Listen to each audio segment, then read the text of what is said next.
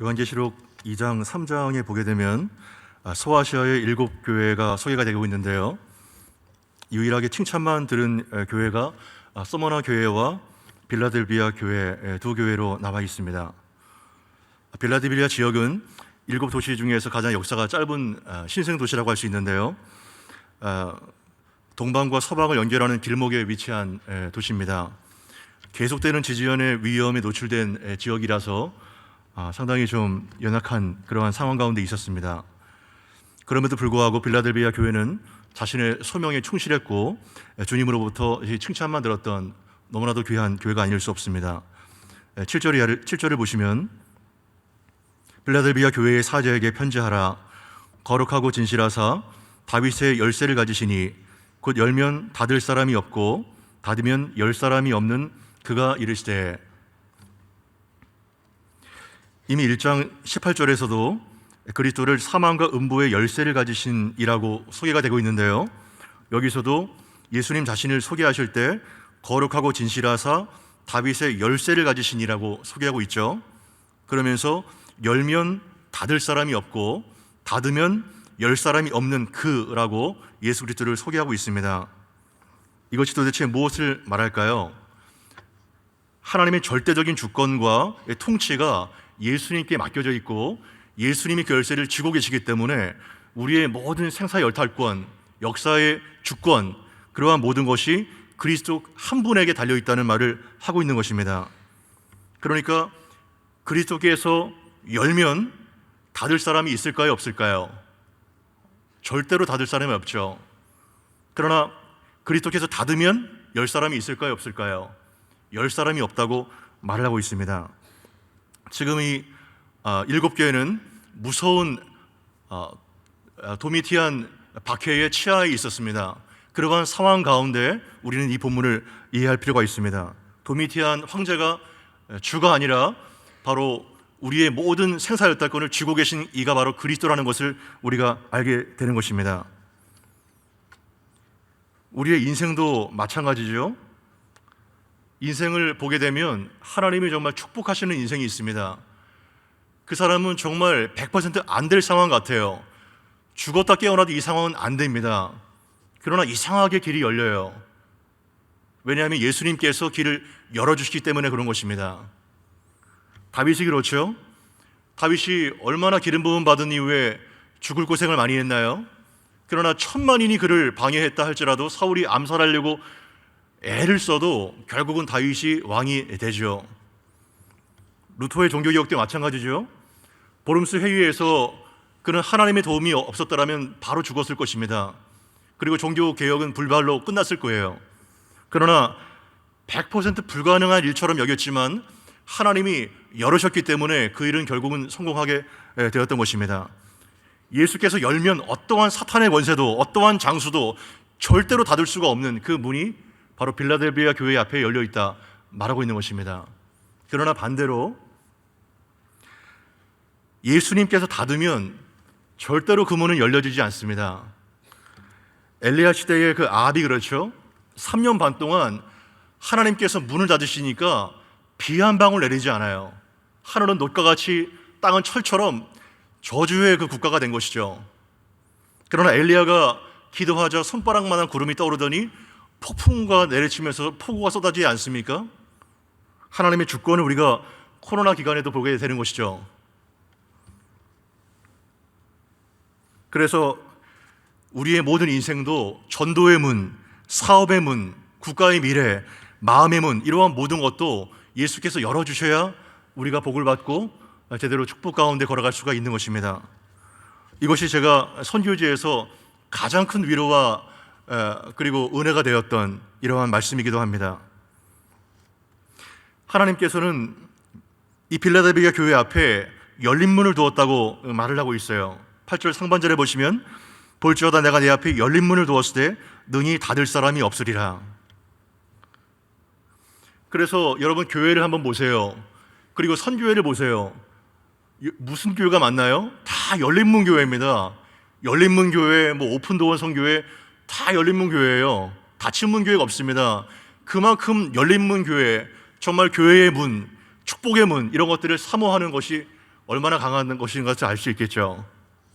저는 여러분들의 인생 가운데 빌라델비아 교회처럼 열린 문이 놓여지게 되기를 바랍니다. 그것이 돼야 우리 인생이 정말 복받는 인생이 되게 되는 것입니다. 그러나 어떠한 사람에게 열리고 어떠한 사람에게 도대체 닫혀지게 되는 걸까요? 그것이 바로 8절 하반절에 있습니다. 내가 네 행위를 아노니 내가 작은 능력을 가지고서도 내 말을 지키며 내 이름을 배반하지 아니하였도다. 여러분, 이 8절은 사실은 볼지어다라는 말이 맨 먼저 나오는 것이 아니라 원어에 보게 되면 오이다라는 알다, 이 말이 제일 먼저 나옵니다. 그러니까 본문의 원문의 순서를 보게 되면 나는 알아 너의 행실을, 이러면서 볼지어다 내가 내 앞에 열린 문을 두었으니 닫을 사람이 없어, 이렇게 본문이 진행되는 것입니다. 그러니까 이러한 핍박과 무서운 박해 속에서도 그들이 끝까지 적은 능력으로 예수님의 말씀을 지켰고 배반하지 않은 그 처절한 믿음의 그 신실함을 예수님께서 먼저 내가 알아 너의 행실을 알고 있어, 이렇게 인쳐주셨던 것입니다. 얼마나 큰 위로가 됐겠나요? 빌라델비아 교회 앞에 열린 문을 두었던 결정적인 원인이 무엇인가요? 작은 능력을 가지고서도 예수님의 말씀을 지켰고 그리고 예수님의 이름을 배반하지 아니었다고 말하고 있는 것입니다. 그냥 일방적인 평안의 시대가 아닙니다. 무서운 박해 속에서 사자의 밥이 뜯기게 되고 로마의 어둠을 밝히는 그러한 횃불로 많은 사람이 죽어나갔던 그러한 잔인한 박해 속에서 그들은 끝까지 예수님의 말씀을 지켰고 그 이름을 배반하지 아니하였던 것입니다. 여러분, 필라델비아 교회를 보게 될 때 이 본문에 의거해서 정말 교회의 상황이 너무나도 초라하고 연약했던 것 같아요. 교회의 구성원도 정말 종들이 많고 그리고 재정도 빈약하고 너무나도 사회적인 지위가 연약했던 교회 같습니다. 작은 교회, 소수의 개척교회 같은 모습입니다. 그러나 여러분, 세상은 능력과 크기와 외모를 바라보지만 주님은 무엇을 보시나요? 신실함을 보십니다. 다시 한번 말씀드립니다. 소아시아 7교회의 일관된 주님의 평가는 신실한가, 살아있는가, 사랑이 있는가, 그것이지 크기와 사이즈와 재정과 그런 외모와 어떠한 것들을 구성하고 있는 그거를 절대 보시지 않습니다. 한번 에베소에게부터 라우디게까지 다 한번 살펴보세요. 주님의 일관된 평가 기준이 무엇인지를 우리가 알아야 되는 것입니다. 시험 채점자와 발제자의 기준에 맞춰야 그 사람이 100점이 되겠죠. 내가 원하는 기준이 아니죠. 그 빵점이죠. 빌라델비아 교회는 정말 적은 능력을 가졌음에도 불구하고 정말 칭찬을 받았던 너무나도 존귀한 교회가 아닐 수 없습니다. 혹시 여러분 중에서 나는 적은 능력밖에 없어, 내세울 곳이 없어, 나는 질병이 있고 가난하고 배운 것도 짧고 재능도 없고 기술도 없고 나는 약해서 아무것도 못해, 이러한 자가 혹시 있나요? 그러한 연약함이 주님이 보시기에는 아무런 문제가 되지 않는다는 것입니다. 왜냐하면 그러한 약점은 아무런 문제가 되지 않을 뿐만 아니라 오히려 주님의 엄청난 마이티 파워를 나타낼 수 있는 결정적인 기회가 된다는 것입니다. 그래서 바울은 자신의 약함을 자랑하고 선포했던 것이죠. 사실 제가 그런 자예요. 정말 어떠한 겸양이 아니라 객관적으로 저는 내세울 곳이 없고 가진 것도 없고 재능도 없고 정말 그러한 자입니다. 그러나 믿음의 눈이 열리면서 하나님의 질서를 알게 되었고 하나님은 이러한 미련한 자를 통해서 지혜로운 자를 부끄럽게 하시고 세상의 천한 것들과 멸시받는 것들과 없는 것을 택하셔서 있는 것들을 패야 된다는 것들을 알게 되면서 용기를 얻게 된 것입니다. 저는 이 말씀을 연구하면서 한 인물이 떠올랐는데요, 2달란트 가진 자가 떠오르게 되었습니다.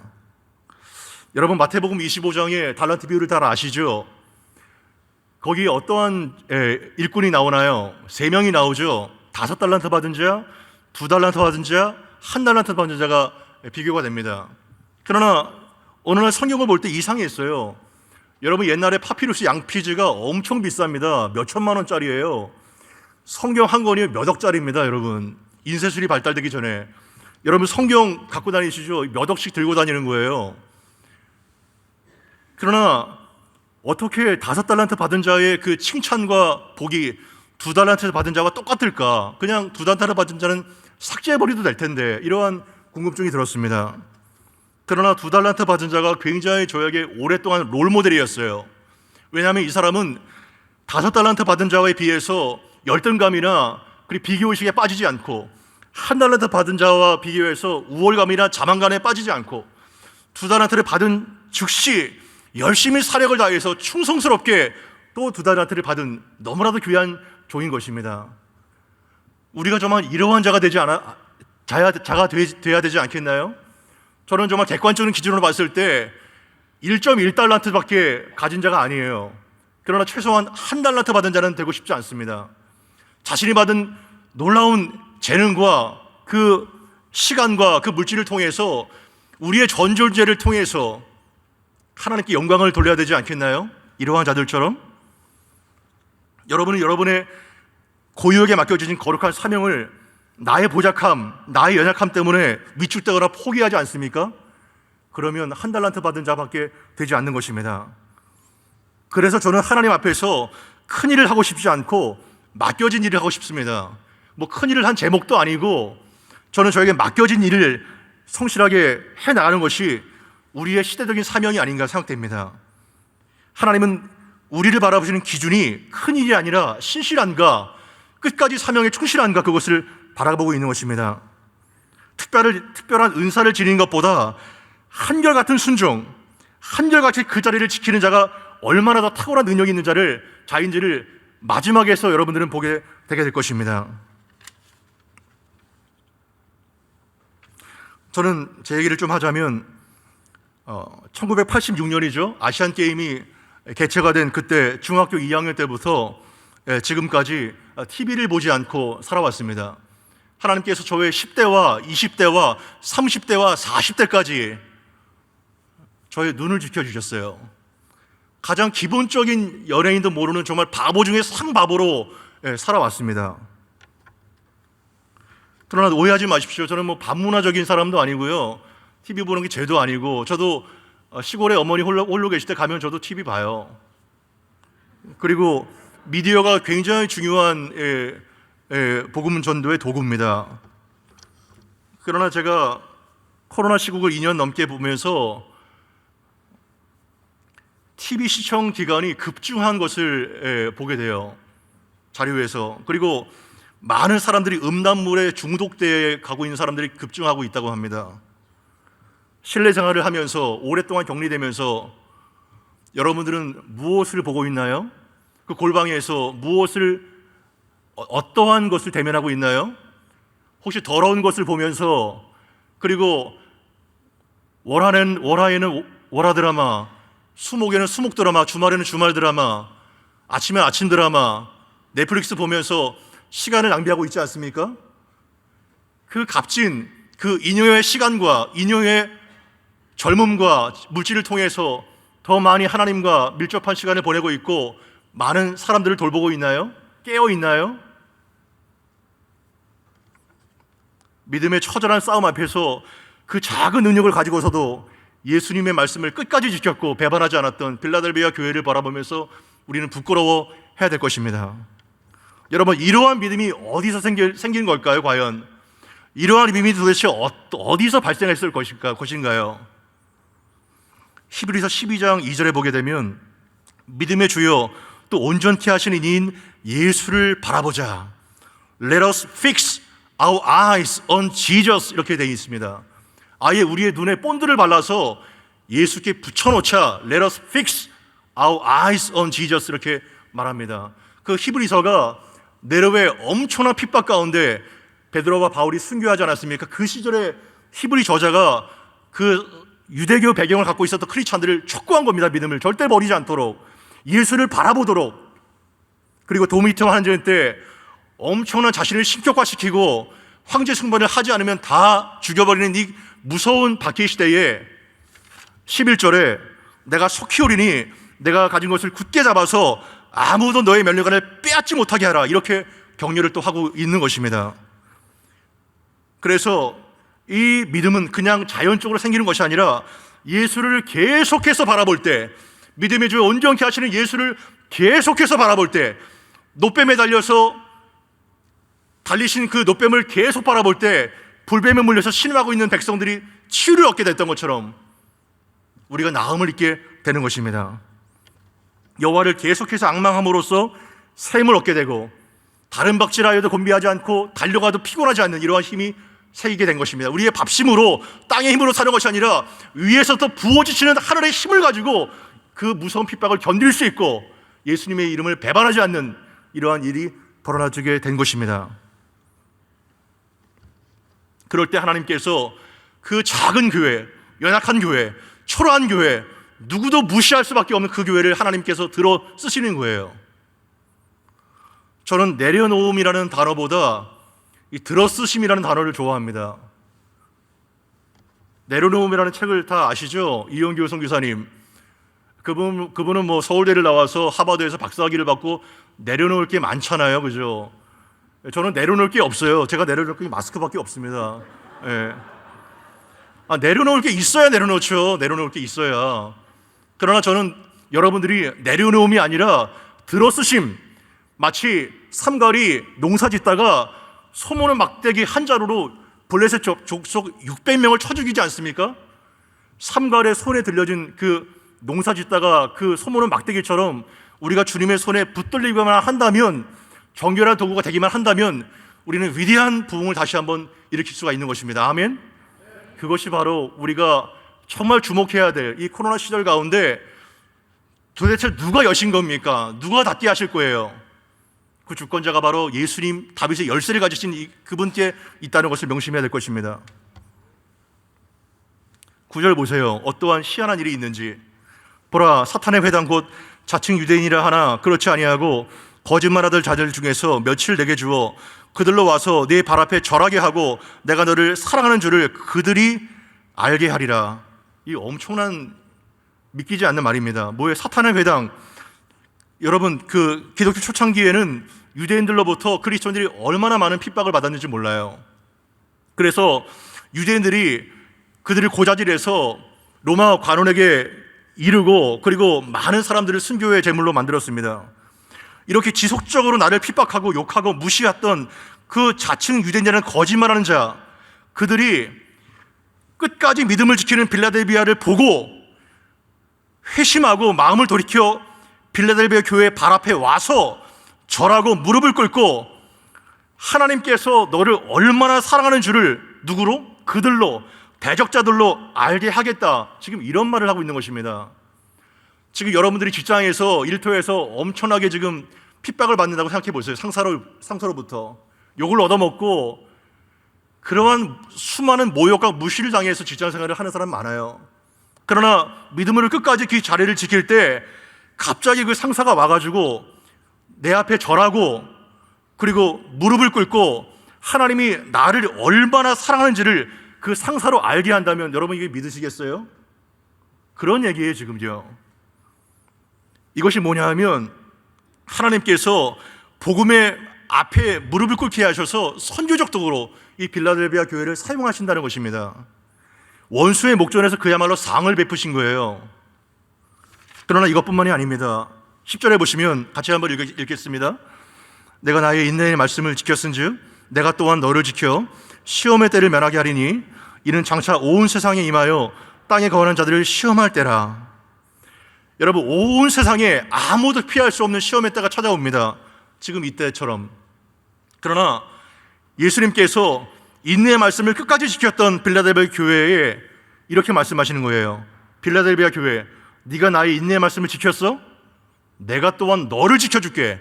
이렇게 말씀하고 있는 겁니다. 야, 네가 나의 말씀을 지켰어? 이러한 어려운 가운데도 나의 말씀을 지켰어?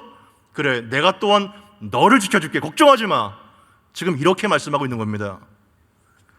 시험을 면한다는 것은 시험을 면하는 사람이 없죠. 모든 사람도 시험을, 어떠한 시험을 당해도 능히 이길 수 있는 능력을 부어준다는 겁니다. 참 저는 이거를 읽으면서 제가 중국에서 선교할 때 그 중국 사람들이 생각이 났어요. 여러분, 중국에 대해서 뭐 이렇다 저렇다 말을 하지만 의리가 많아요. 제가 이제 북한 사역하지 않습니까? 의리가 참 많더라고요, 사람들이. 제가 있었던 중국 쓰촨성의 청두가요, 여러분 삼국지 웬만한 분들 다 알고 계시죠? 촉한, 총나라 때 수도입니다. 수천 년 고도예요.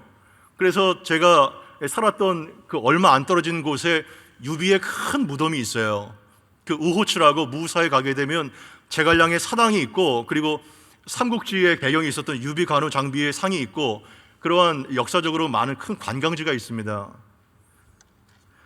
참, 그거를 보면서 거기를 들어가게 되면 또 출사표가, 제갈량이 썼던 출사표가 그냥 초소체로 쫙 써 있습니다. 얼마나 멋있는지 한번 나중에 코로나 지나면 가보시면 좋겠어요. 유비관우 장비가 도원결의를 했던 것이 기억나죠? 복숭아꽃이 흐드러지게 폈던 그 자리에서 그들이 맹약을 하지 않습니까?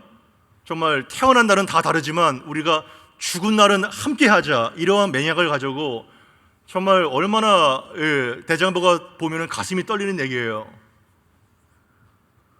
거기를 이렇게 지나다 보면서 참 부럽더라고요.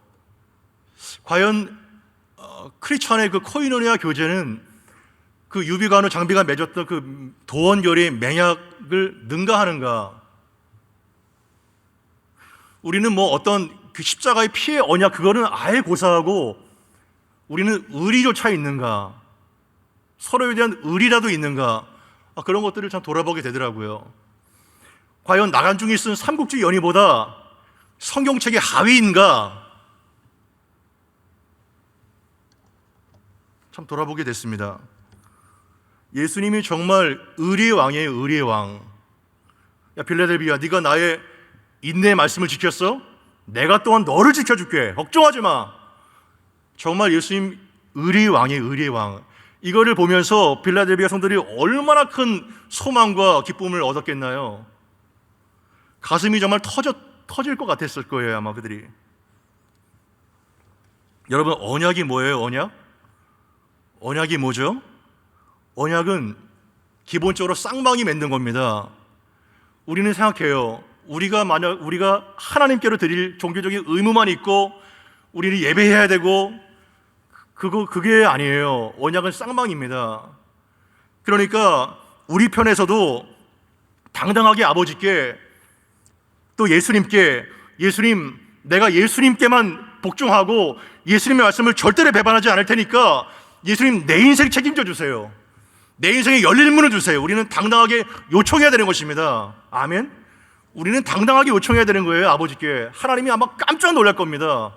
얘가 지금 이런 믿음을 갖고 있네, 이거. 쌍방이에요. 맹약은 쌍방입니다. 여러분들은 하나님이 누구신가를 다 대답이 다르겠지만 하나님은 기본적으로 언약에 신실하신 분이세요.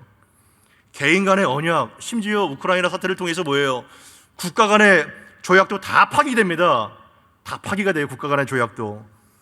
그러나 하나님과 맺은 그 맹약, 그리스도의 십자가의 피의 맹약은 절대 파기될 수 없습니다. 아멘. 파기되지도 않고 파기될 수도 없습니다. 영원한 십자가의 피의 맹약이기 때문인 것입니다. 이것이 우리를 가장 하게 하고 자유케 합니다. 그래서 여러분, 빌라델비아 교회를 보면서 이 불같은 시험에서 이길 수 있는 또 하나의 그 능력, 어디서 왔나요?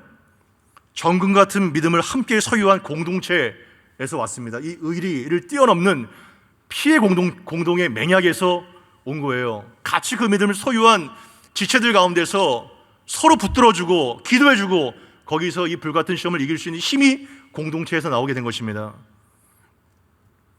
이 도미티아는 자신을 신격화했고 황제 숭배를 하지 않으면 다 죽였기 때문에 그들이 어디로 들어갔어요? 땅 밑으로 깊숙하게 카타콤을 파고 들어갔습니다. 카타콤이 이때부터 생기게 된 거예요. 그래서 저는 가보진 못했지만 카타콤에 들어가면 지하 20층까지 있답니다. 카타콤이 지하 20층까지. 그때 포크레인이 있어요, 삽이 있어요. 손으로 나뭇가지로 지하 20층까지 판다는 거 한번 생각해 보세요. 대부분의 성도들이 태어나고 나서 죽을 때까지 한평생 동안 햇빛 한 번 보지 않고 거기서 믿음의 순결함을 지키다가 죽었습니다. 수백 년 동안. 뭐가 도대체 그것이 가능했을까? 어떤 힘 때문에 그것이 가능하게 만들었을까요? 함께 붙어있는 지체가 있었기 때문이죠.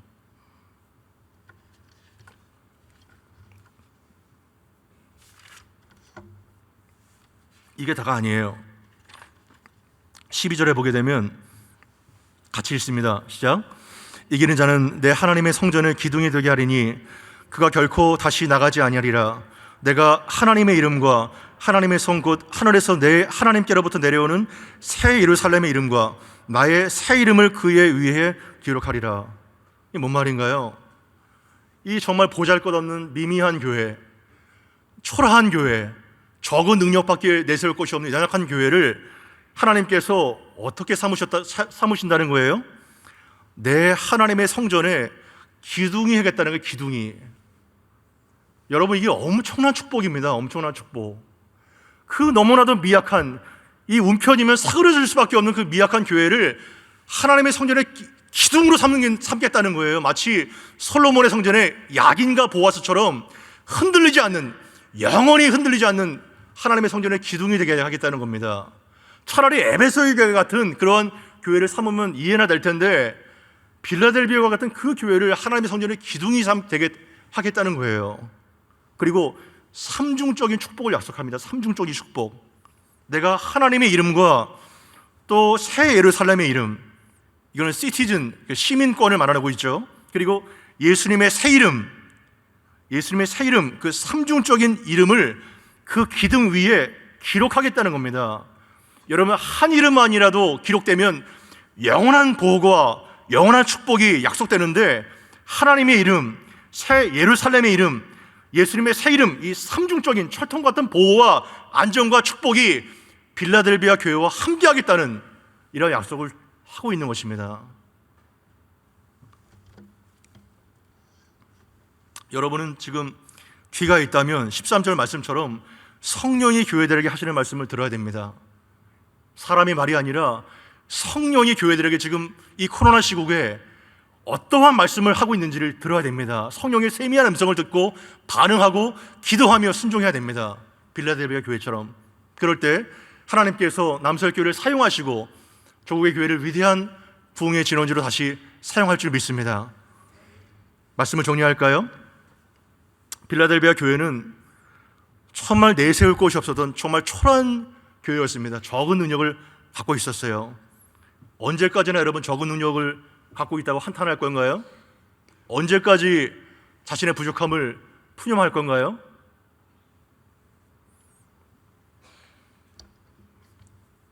이 정말 작은 교회, 그러나 혹독한 핍박의 순간에 예수님의 말씀을 끝까지 지키고 배반하지 않았던 그 빌라델비아 교회, 참 너무나도 참 감사한 교회가 아닐 수 없습니다. 그 앞에 열린 문이 두 개 된 것입니다. 저는 여러분의 인생 가운데 다 열린 문이 두어지게 되기를 바랍니다. 그리고 여러분들에게 맡겨진 하나님의 은상과 소명, 마치 2달란트 받은 자처럼 끝까지 믿음을 포기하지 않고 잘했다. 저의 소원은 한 가지예요. 마지막 그날과 그때에 Well done! 잘했다 정호야, 수고 많았지, 이러면서 안아주실 때 그 감격 어떻게 형연할 수 있을까요?